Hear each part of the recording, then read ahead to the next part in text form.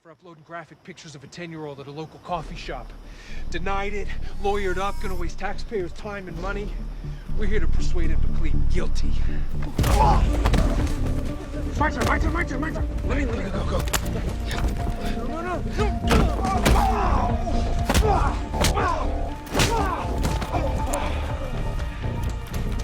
Batman and Robin, you got company. Being fucking superheroes.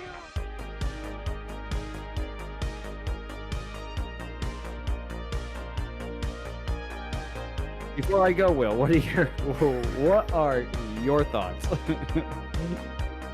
So I'm a sucker for origin stories, especially when I have never seen them before. So this is my favorite episode of the season, bar none. This is my favorite episode. I love this. I love this episode.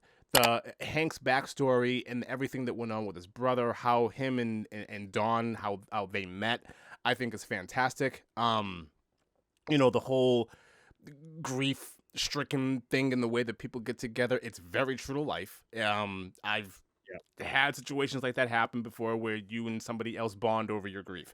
I like how that's portrayed here, especially. I think it's really cool. I also, the way they become superheroes, I'm unapologetic. Absolutely beat them down, grab them, throw them in prison, kill them, do whatever you want to. I'm sorry. I have no apologies for people who hurt children. Zero. Bury them under prisons, hang, guillotine, what, I don't care. I'm sick and twisted in the head like that. I don't care about them whatsoever. So when, you learn about Hank and everything that he had to go through when he was a child and his coach, I'm not going to get too graphic, use your imagination about his coach. Later on in life, when they find him and, Dawn is the one who's like, no, we're doing this. And she just shuts the door while Hank is beating him bloody. I loved it. I absolutely loved it. Bravo. I stood up and I applauded. Absolutely. 100%. I hate people like fantastic. that. It was awesome. This whole episode was awesome. Everything about this origin story was amazing. And I kind of feel bad because, what was it, the second episode titled Hank and Dawn, when I was like, yeah, Hank's kind of a buffoon. He's just the muscle of the group. I completely walk that back. I have so much sympathy and respect right now for this character, and I want more. Why he does what he does. Yes, right. And I absolutely want more. I also love that we find out why he's shooting himself full of drugs. He must be in an enormous amount of pain that I can't even comprehend. Just like not even like the physical and emotional trauma that he had when he was a kid with his coach. I'm talking about like when he was older and just the bumps that he was probably taking on the field playing football. I can't imagine what type of trauma that did to his body. And it was fantastic. It was fantastic. I love this episode. And if I'm being honest, it was a breath of fresh air after I watched a movie that I'm not going to get into right now. So I watched a movie, loosely set in the same universe. I watched this movie, and then I came back and I watched this episode, and I was like, yes, this is what I needed. To wash that taste out of my mouth, I needed this. So that is that. So you talk about a movie. We all know what movie you're talking about with DC right now. Here's what I don't get. DC, for the most part, with their TV shows, have done fantastic. Where they go wrong in their TV shows is they, like, 10 seasons. They don't need to do 10 seasons. No. Do, like, 3 or 4. Yeah. 3 or 4 or 5 seasons, you're fine. Like, yes. 8 seasons of Arrow was too long. 10 seasons. We're on season 9 of The Flash right now. Way too long. That's crazy. I mean, Smallville did it first with 10 seasons. I understand it with Smallville because it was from him becoming a teenager to becoming Superman, which makes sense. Mm-hmm. That storyline is there. But with the rest of them, it took 10 seasons for Clark to become Superman. In the rest of the things, they become the superhero in episode 1. And it's just 10 seasons of them doing the exact same thing over and over again. Yeah. That's where DC's animation, bar none, some of the best storytelling. On HBO, on Max, not HBO Max, but Max. Max now. They have all of DC's animation They're all PG-13. They are insane. Yes. The stories are fantastic. Yep. The fight scenes are fantastic. They blow anything I've seen from most of Marvel out of the water. If they could take that and put it into light, which I see them doing with this Titan show. Yeah. If they could do more of this, DC would explode. I don't understand where people are going wrong in this case with the direction of the universes. Stop competing with Marvel. You don't need to. You're your own entity. Do your own thing. You don't need to anymore.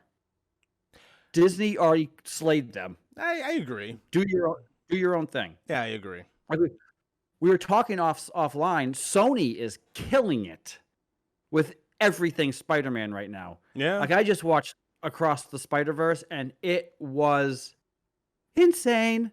It was fantastic. Fantastic. Well, I haven't seen that yet, but I want to. I'll say that I want to see that movie. Did you see Into the Spider-Verse? Yes. It's that times 10. Okay. All right. It is nonstop for 2.5 hours. Literally nonstop. Great. You sit there and you're like, you leave the theater with a jolt of like, you're frustrated because they literally stop you in the middle of what's about to happen. And then, but you walk away, you're like, I'm so amped up right now because that movie was insane. It was fantastic. So I was listening to a podcast. A friend of mine does a podcast called The Keep Up Podcast. We discussed this a while ago. In their podcast, they asked a question before I get into my thoughts onto this. And I wanted to ask you, because it got me thinking, because we discuss this all the time. Deleted scenes. Are they considered canon or not? No. I don't think they should be considered canon. I don't think they should be considered canon. No, absolutely not. Die Hard with a Vengeance. There is a deleted scene, a deleted ending that is alternate. It completely changes the way that movie ends. That's not the way that I like to remember the way that movie ending. So do you think, so I look at alternate endings different than deleted scenes. A deleted scene was something that happened in between two scenes they just took out. Right. And it may not change the method. They just added it. It just adds to the story. If it changes it, that's one thing.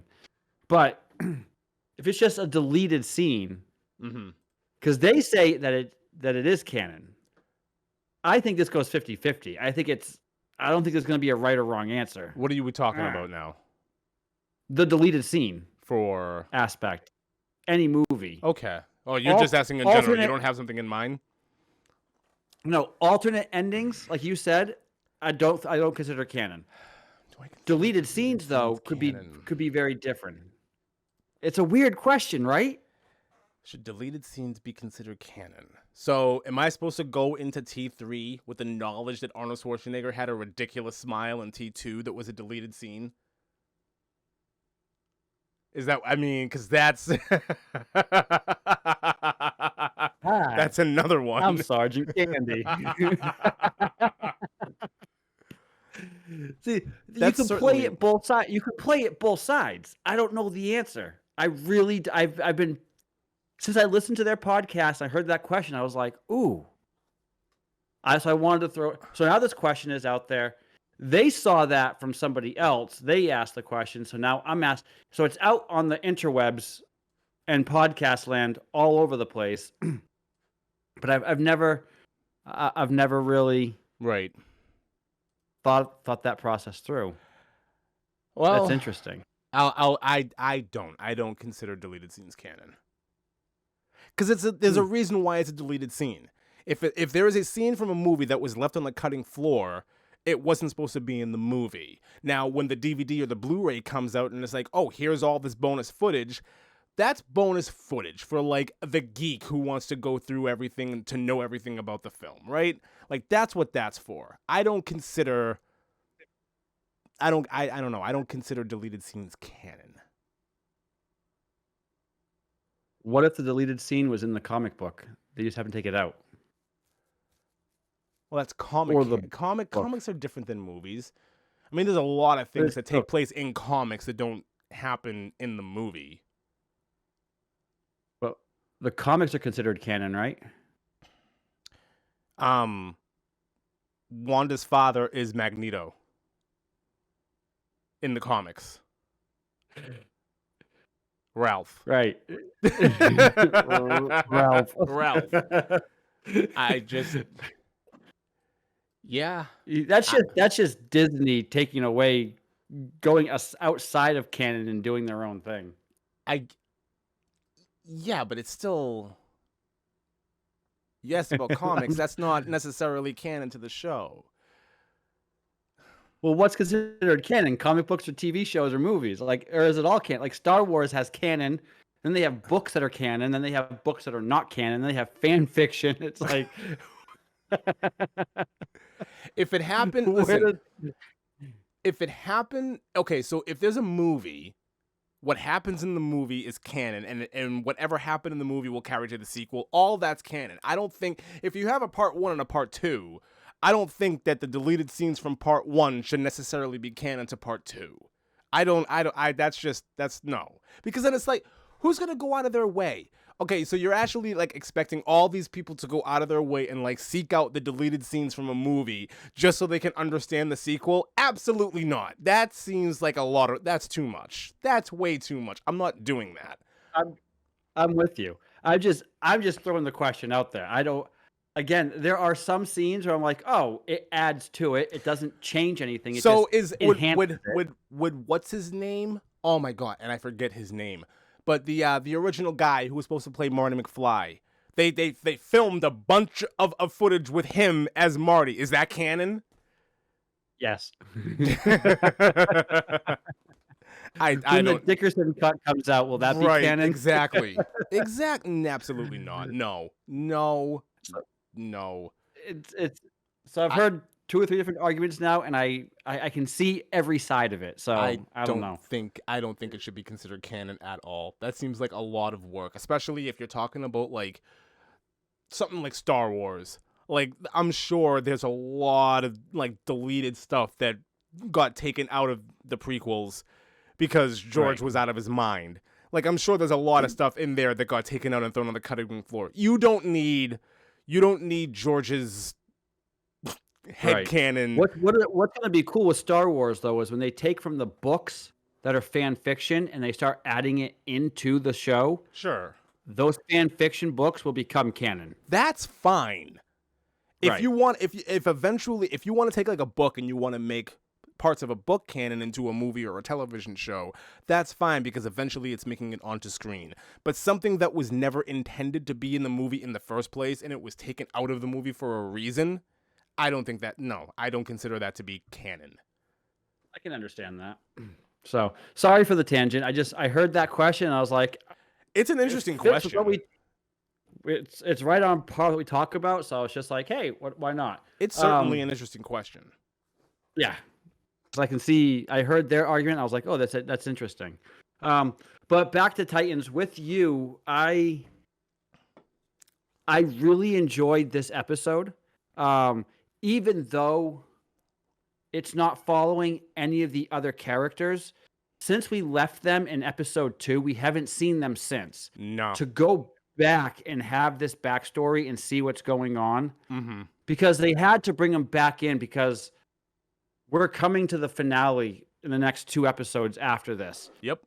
So we need to bring them back in somehow to help out. To your point, I love that they're just regular people who, DC, they're always just people who know how to fight. Yes. They have a backstory on how to know how to fight.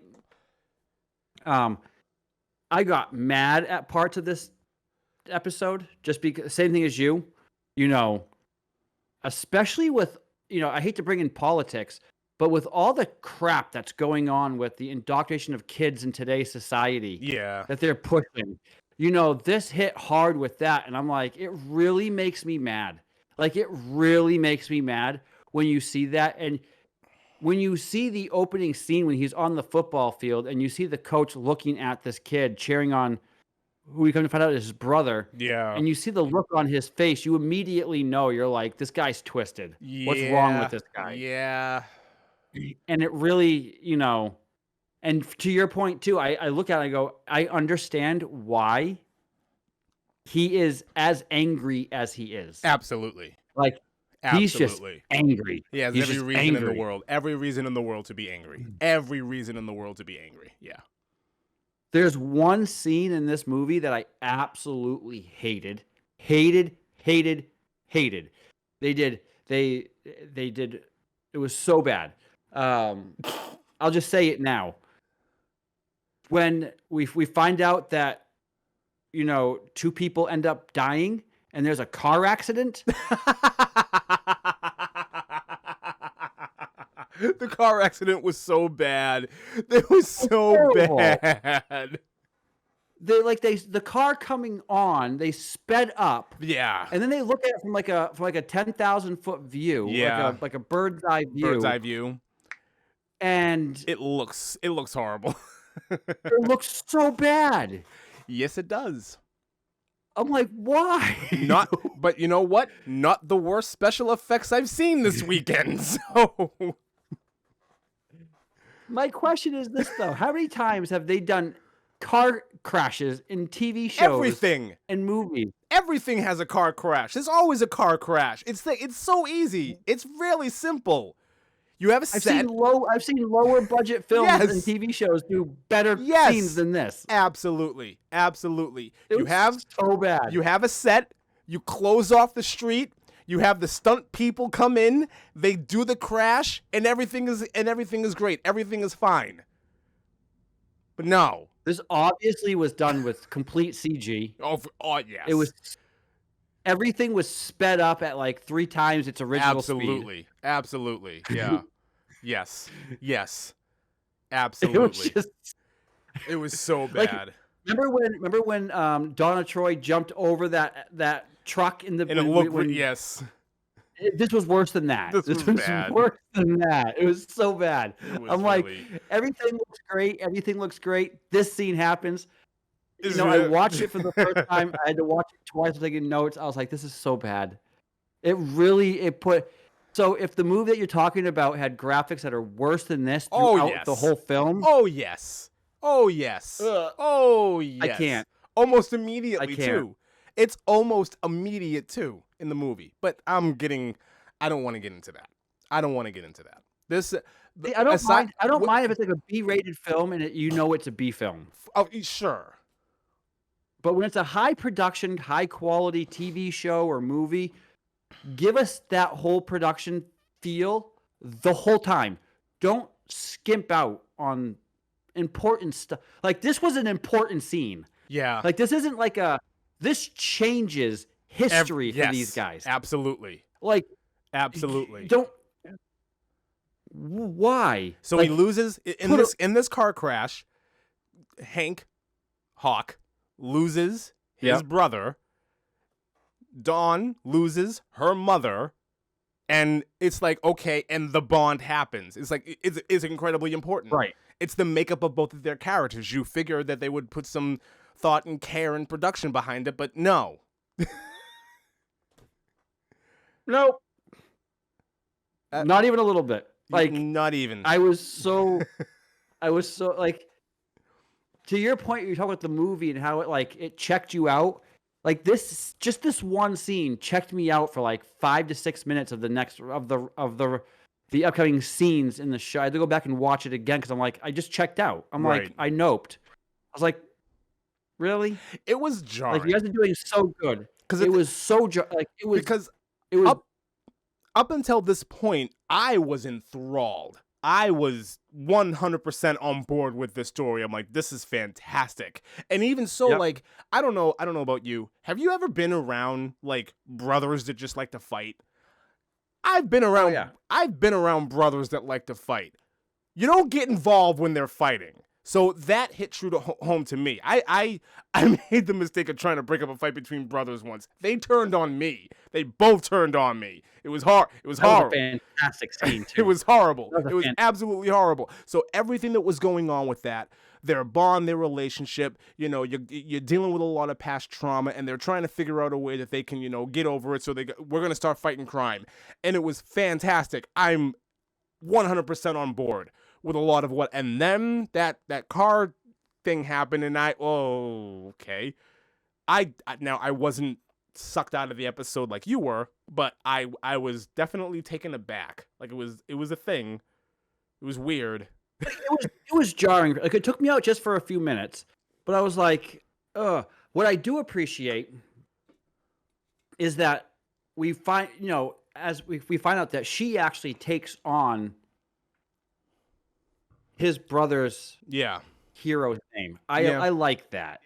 Yeah. Out of honor, it doesn't say it in the show, but you know that out of honor for him and respect for him and his loss, that she's like, I'm going to do this for you, and I'm going to be there with you. That's phenomenal. It changes their whole... This episode really... This is the best relationship I've seen this whole TV show so far. Oh, yeah. Oh, yeah. Yeah. It's fantastic. Yeah. Like, except for that one scene, I was drawn in the whole... And even though this was like it takes us out of the main scene, it did not feel as jarring as the Jason Todd episode made me feel. Mm-hmm. Like Jason Todd takes you out of everything and it introduces you to this guy, and it's this, like you said, this whole side quest. What I liked about this wasn't just a flashback. It was him in the hospital bed, passed out, having memories, thinking about what happened, and we're actually in his mind. Yeah. Because we see Rachel pop in a few times. Yes, that's a thing she can do now. That's a thing that she can do now. She can pop inside somebody's memory. It's so weird. I don't understand her powers all that much right now. Hey everybody, Lee from Black and White Reviews here. Just wanted to take a moment to thank you for tuning in, checking out our conversation. If you like this discussion and you want to hear more about this specific subject or other things, check us out on our podcasting sites, whether it's Spotify, Apple Music, or Google Podcasts. We're up on pretty much all of them. So yeah, thanks again for popping by, and be sure to like and subscribe. Thanks.